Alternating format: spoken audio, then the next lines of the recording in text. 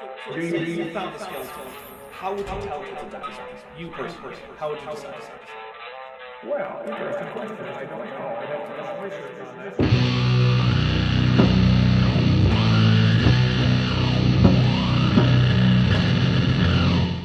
Hey there YouTube, the Dapper Dinosaur here, back for some more Speculative Evolution. Remember, if you like Speculative Evolution and you want to see this project continue, make sure you subscribe to the channel, and hit the bell icon so there's always notifications whenever I upload. Also, if you would, I would really appreciate a like, or hey, a dislike if you don't like the video, and tell me what you think in the comments. It really helps the channel out. Anyway, I have 6 new creatures for you, and I can now say that we are on the tail end of this phase. So, if you have ideas for the next phase, start jotting them down now. Our first creature is the Gruber. The armor of the bobber kept it alive when it accidentally got caught outside in the tide pools. This led some of its descendants to keep reinforcing the armor, allowing them to survive longer and longer times outside. This allowed them to venture out further inland. Pictured here, a Gruber grazes on some Zykin plaques while being observed by a springheel. Grubers are covered in a stiff armored shell that protects it from the elements and predators. The shell is separated into 5 parts: the ventral cephalic shield, the main ventral shield, the proximate caudal shield, the dorsal cephalic shield, and the main dorsal shield. The jointing between the parts allows for some degree of flexibility, although even so, Grubers are hardly more flexible than an earth turtle. The bottom of its feet are also armored and aligned properly with the rest of the shell when retracted. It has a retractable tail it uses to breathe by retracting it and expanding it continuously into a chamber on its posterior. Still though, its tail is inefficient at the respiration of air, forcing the Gruber to periodically return to water. It has 2 feelers, which are also retractable on the sides of its mouth, which it uses to move food into the mouth. It has 2 bumpy plates at each side of its mouth to break down food before ingesting it. Its head does not stick out of the shell. Once a year, Grubers make a migration to shallow water where they pair up and the female lays a cluster of eggs, which the male then fertilizes. These eggs have a soft cover and sticky substance that deters most predators from consuming them. Grubers start out hatching from their egg sacs, where they are born without shells. They grow eating small plant matter while their shell grows in. Once they mature, they leave the water to feed on plant matter on land. After that, they make a single migration back to water to spawn. A Gruber will spend most of its life on land, returning to water occasionally to increase blood oxygenation. They don't congregate together for any reason other than an abundance of food in the area. Once a year, they migrate to shallow water to spawn. Grubers can be found anywhere there is sufficient fresh water and food on Yama. The Grubers graze on the local flora near water. They use their feelers to move food into their mouths. Grubers have 2 eyes to see the world around them, and they can see purple the best. They have a sense of touch and nerve endings on their shells to feel if a predator has given up on them. Genetic ancestor? Bobber. Scientific name? Armadillo. Origin? Pseudotetrapoda. Lifespan? 4 local years. Average height? 0.8 centimeters. Average length? 1.6 centimeters. Landstars are one of the earliest phytozoans to venture onto land. They are slow-moving, mildly poisonous scavengers that can slowly crawl across the ground in search of new carrion. Pictured here, a Landstar crawls towards a fresh springheel corpse around midday on Yama. Landstars are morphologically rather conservative. They have a thickened round leaf that is used for photosynthesis, 2 tendrils used to sense chemicals in the air or water, 8 legs, and a single eye, much like their ancestors the chloropseudopods, or the related Umtrabella. They also have a gonopore where all their legs meet. A unique adaptation is that their dermal layers produce a layer of transparent keratin that helps protect them from drying out. This layer is thickest on the trunk and leaf, but must be shed periodically as it will become less optically clear and also restrict growth. The shedding is accomplished with the help of hydroquinone, which the organism produces in its skin. This dissolves the innermost layer of keratin, allowing the clear protective layer to slough off in large patches, which are then usually eaten by the Landstar. A result of this, however, is that Landstars are mildly toxic and taste terrible to most predators. They advertise this with orange and red coloring on their trunk, tendrils, and legs.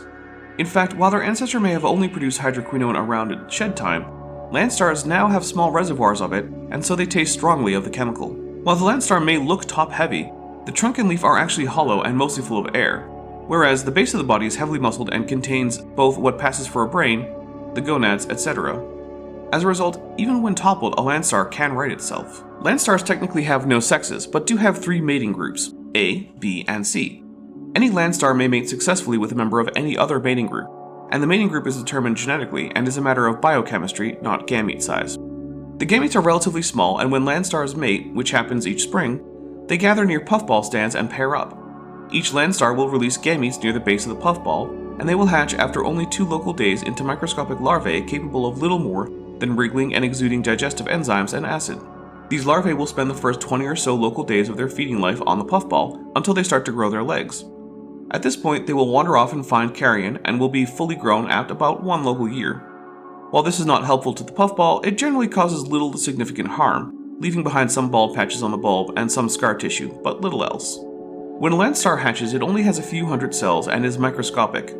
They eat copiously of the host puffball on which they hatch, and within 20 local days have reached a height of about 5 millimeters. From there, they will grow to adult size over the course of a local year. Landstars are primarily scavengers of xenometazoan carrion and are well adapted to life on land, not needing to return to water to breathe, mate, or feed. As a result, they can be found fairly far inland on Yama, although to mate they do need puffballs, which rely on salt water, so they are always within a few local days' travel of some salty or brackish water around springtime. They can smell the salt and tell with their eye that the spring is coming, and so after 3 seasons of wandering anywhere they please, they will start to move towards the beaches and estuaries. The Landstar's primary feeding apparatus is its legs. When it finds a corpse, it will settle onto it, gripping it with its legs. The legs will then exude digestive enzymes, which will start to liquefy the tissues of the carrion. These are then absorbed into the legs and enter the creature's open circulatory system and are spread around by a series of pump-like organs found in the layer between the skin and the open air-filled core of the trunk. Additionally, oxygen and sugar is obtained from photosynthesis, meaning that Landstars can survive on surprisingly little and low-quality carrion for quite a long time. The single eye of the Landstar is not well developed, but still helps them navigate towards food. Their primary sense of the world comes through chemoreception on their legs and tendrils. Their tendrils are sensitive to smells carried in the air, while their legs are sensitive to chemicals they come in contact with. Essentially, they smell with their tendrils and taste with their legs. Each of these appendages is covered in fine hairs which are actually fleshy and have concentrations of chemoreceptors. Genetic ancestor? Chlorosudopod. Scientific name? Terrastra yamanensis. Origin? Phytozoa. Lifespan? 4 local years. Average height? 5 centimeters. Next up is the Plump Pillar. As some high stems landed in shallower and shallower waters, they adapted to spend more time outside of it. Over time, their size increased and they focused on growing a singular trunk. The rhizoid grew thicker into roots that could provide more support for the towering structure, and the stem itself grew smaller stems with bulbous tips filled with helium that, once conditions were right, would disperse to find new places to grow on. The stem itself is what will start the growing process once again. Having lost the ability to reproduce sexually, all plum pillars are clones. Picture here a stand of coastal plum pillars share the shore of a cove on Yama with some puffballs. The plump pillar has its main trunk extending directly upwards and holds the crown circular leaf, which it uses for photosynthesis. At its base, it spreads roots out to better anchor it into the ground, providing it the needed stability to grow to its size. These roots are not all underground, as they also extend above ground into the water to better absorb it and the nutrients it may be carrying along with it. The trunk is full of smaller stems no longer than 15 centimeters in length, topped off with a small bulb filled with hydrogen. These bulbs eventually detach as part of its reproductive process. The crown leaf is no longer thin, as while it is completely flat on top, the closer it gets to the trunk, the thicker it becomes downwards to provide a slope for its floating stems to avoid being trapped under the leaf. Once mature, the plump pillar's trunk grows dozens of stems whose bulbous tips contain hydrogen. These stems eventually snap off and are carried away by strong winds into other parts of the land. After some time, the bulb opens into 4 petals shaped like the blades of a helicopter for a soft descent. They must land in water to begin their growing process once again. This method of dispersion has allowed it to spread into inland lakes and rivers. It also no longer sexually reproduces, seeing as it grows again from its stems, so all plump pillars are clones. Plump pillars start life when they detach from the trunk. They are nothing but floating stems full of hydrogen. After some time, usually no more than a day, they descend into the ground and, if lucky, will land in shallow waters or moist soil where they will grow into a mature plump pillar in roughly 5 years, to repeat the process once again. Plump pillars live in shallow waters and moist soil around Yama. Genetic ancestor? High stem. Scientific name? Prunus lepidium. Origin? Retinal phyta. Average height? 5 meters. Average length? 1 meter top leaf radius. Next up, we have a special guest, Source Blood, who is going to read for us the entry for the popper. The next species is the popper. This organism is not, despite the name, an aphrodisiac. Instead, it is a retinal phyte. Some high stems with a wider leaf started to remain buoyant for longer and longer until they no longer had a need to go back down. The popper now spends most of its life floating. It retained the ability to create hydrogen, which it still uses to disperse seeds. Anatomy. The leaf now has enough surface area to stay afloat on its own. It has a short 15 centimeter stem, and the rest of the organism is a thin rhizoid underneath, which is used to absorb nutrients. It creates a balloon-like structure in the center of the leaf, which is full of hydrogen and gametes, which it releases when there are favorable windy conditions. The balloon floats up and opens in an X shape at the top, releasing gametes at an even greater height than before. Genetics and reproduction.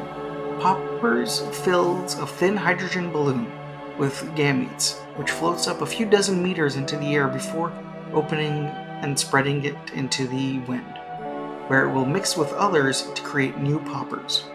Growth rate and stages.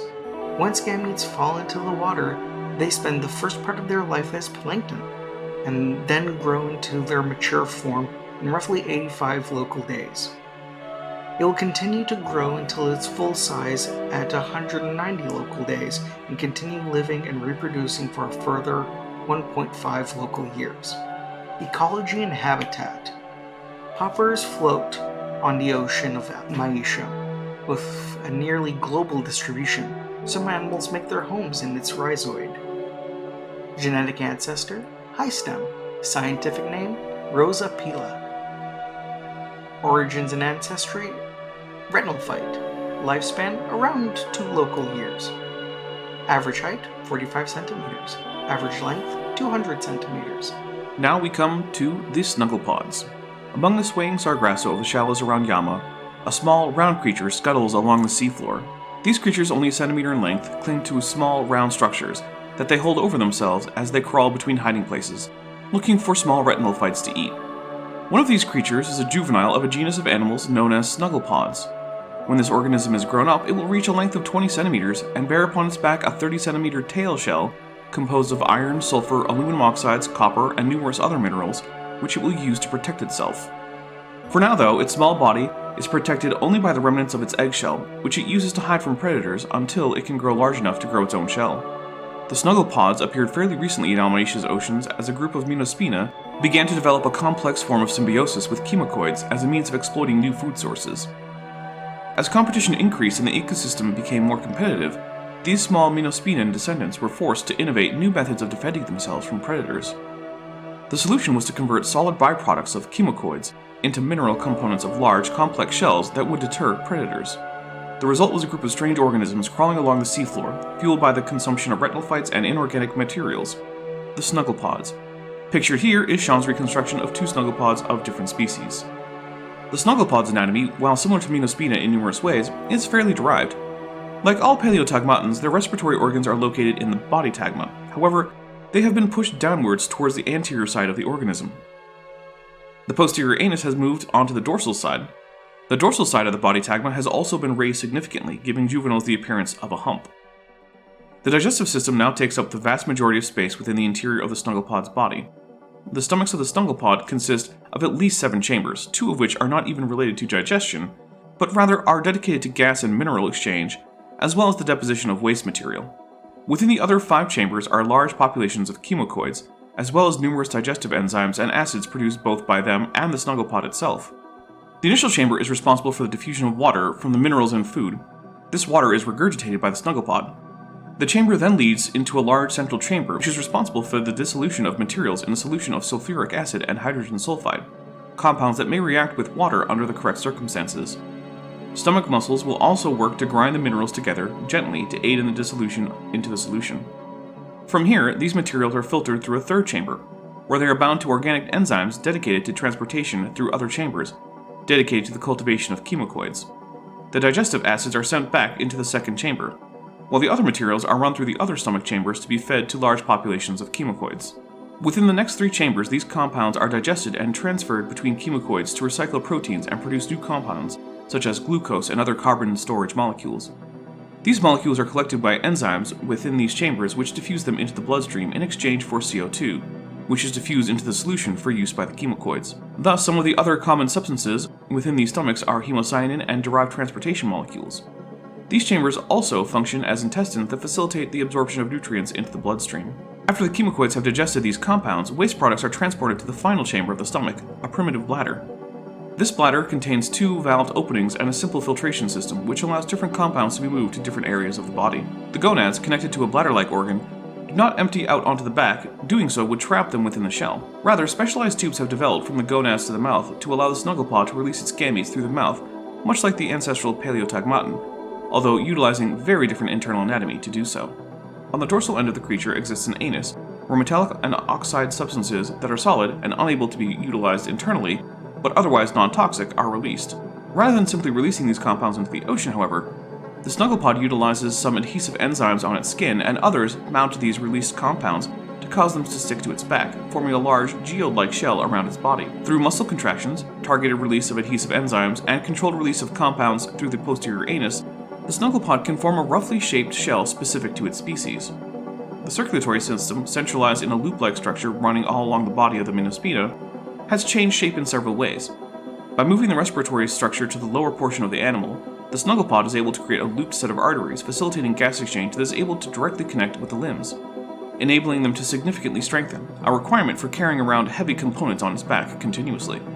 The structure system diffuses into the rest of the organism through numerous arteries and veins, the largest of which runs along the base of the stomach and leads to the brain in the head tagma. Within the head tagma exists a primitive brain connected to its 4 eyes, as well as 2 small antennae poking out of its head. These antennae are chemoreceptive and are used to detect enzymes and rough levels of specific compounds within the water.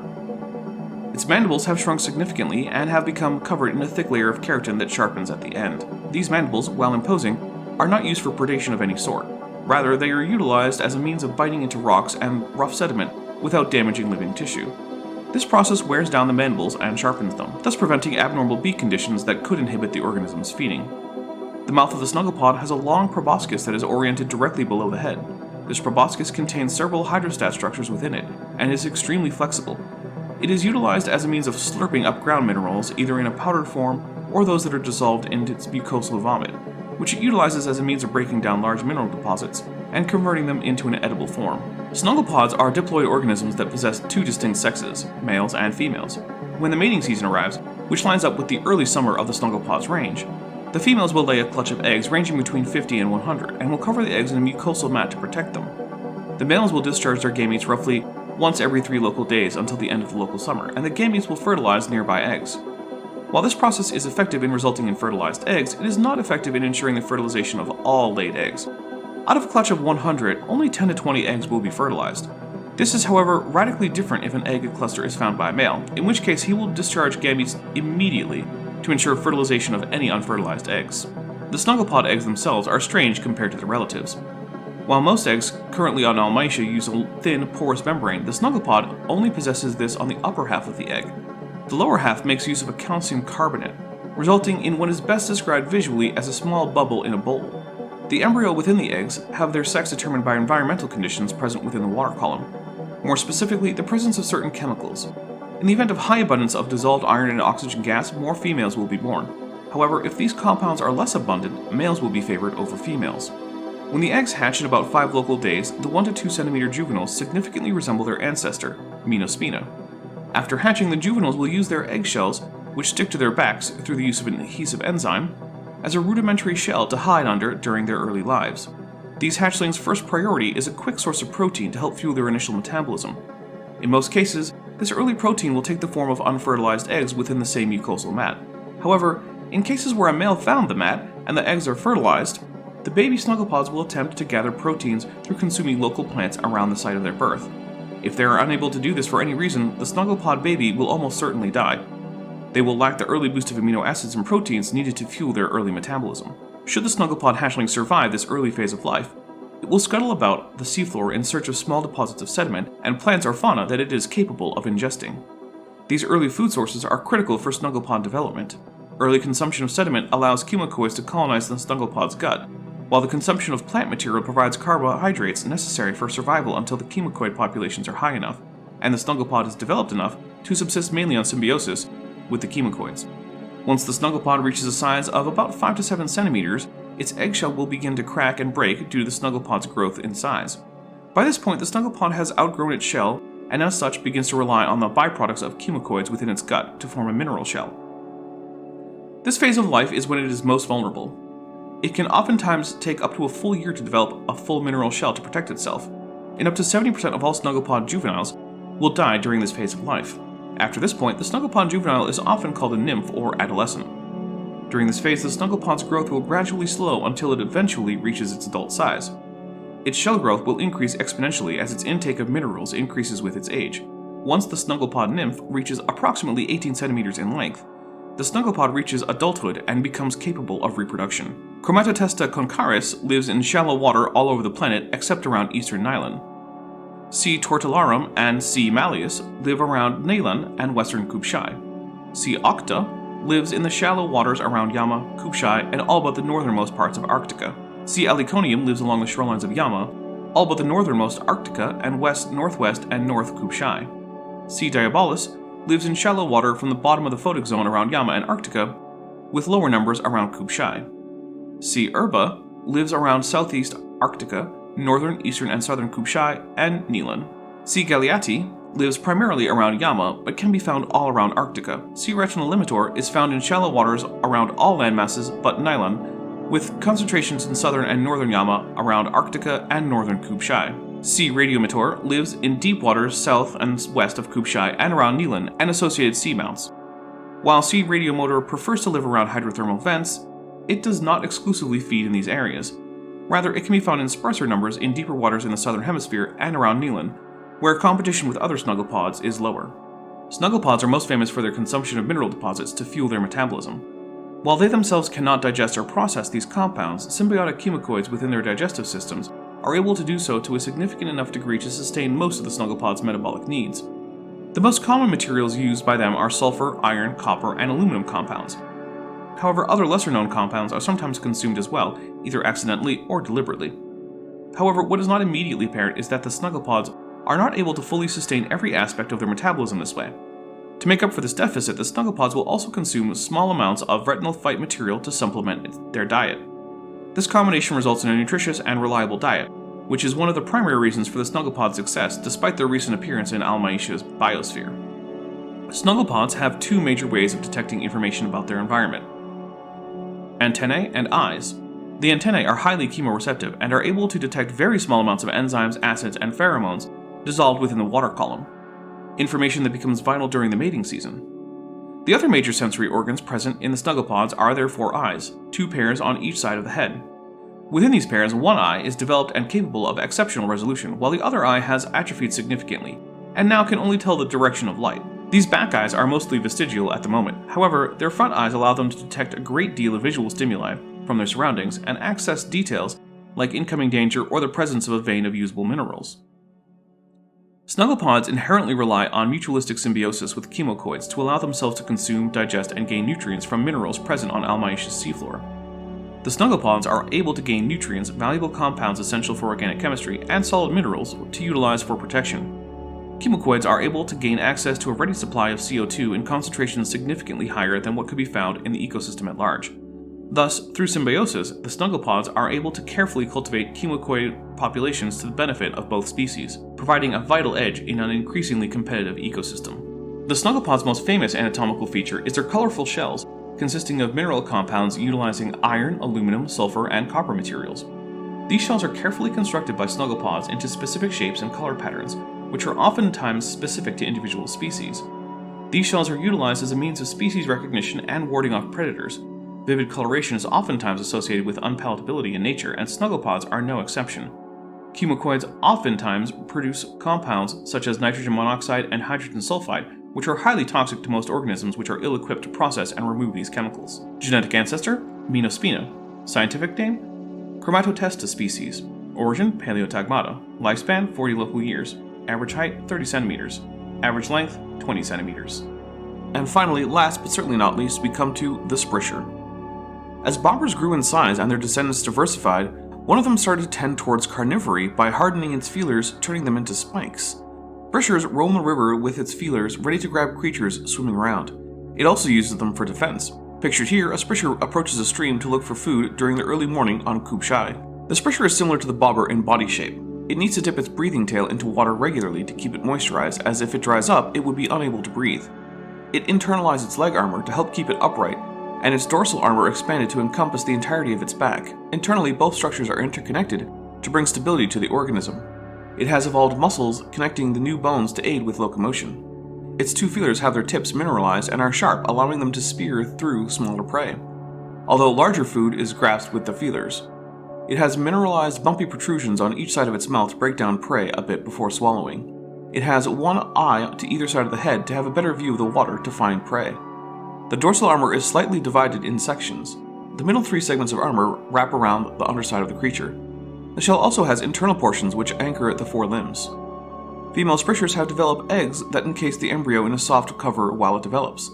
They deposit their eggs on their tails, covered in a slimy, sticky substance, where they will stay until they hatch. The tail is frequently moistened when it dips into the water.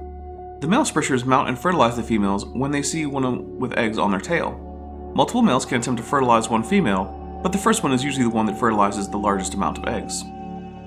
Spritchers start out their life as eggs in the mother's tail. Once they are old enough to hatch, they live their youth mostly submerged, fighting creatures close to their size, including each other. The few that survive to adulthood spend the rest of their lives impaling their prey to eat and later reproduce. Spritchers live in the rivers and marshes of Kubshai, hunting organisms that pass by. Spritchers have improved eyesight to detect prey under the water. They have a sense of touch to detect movement and can detect dryness in the skin. The feelers also retain chemosensitivity. Genetic ancestor? Bobber. Scientific name? Aqua infigens. Origin? Pseudotetrapoda. Lifespan? 8 local years. Average height? 1 meter. Average length? 2 meters. Well, that's all for today. I really hope you enjoyed this, but before we go, I'd like to say a word to thank my patrons and my channel members. I just want to take a second to thank my channel members and patrons, especially those pledging $20 and above. Bob Knob, Bent Hovend, Ian Chen, Chris Love, Sphincter of Doom, The Venerable Bede, and Res Instance. My channel members and patrons help make this channel possible, and without their support, this channel really wouldn't exist. If you would like to help support the channel as a member or patron, there are links in the description to both join the channel as well as join the Patreon. Patrons and members get mentioned in these credit scenes, as well as getting early access to my scripted videos, and if you pledge $10 or above, you can also get access to various 3D assets that I create for Blender, both for use in the channel, as well as just general giveaways to my supporters to help in any Blender projects they might have. If a monthly or annual pledge isn't for you, then there is also a merch store linked to the description, and if none of that's right for you, please just like and subscribe because every like and subscription really helps the video out. Thank you.